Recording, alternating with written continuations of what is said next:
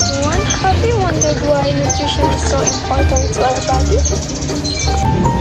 Today, I'm going to talk about why good nutrition helps us stay healthy, strong, and active.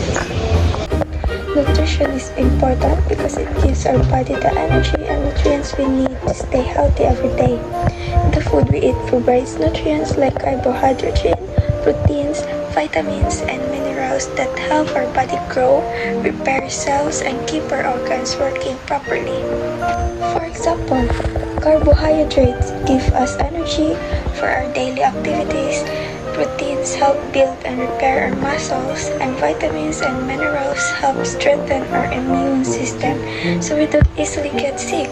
Eating balanced meals like fruits, vegetables, and healthy proteins help our body stay active and strong.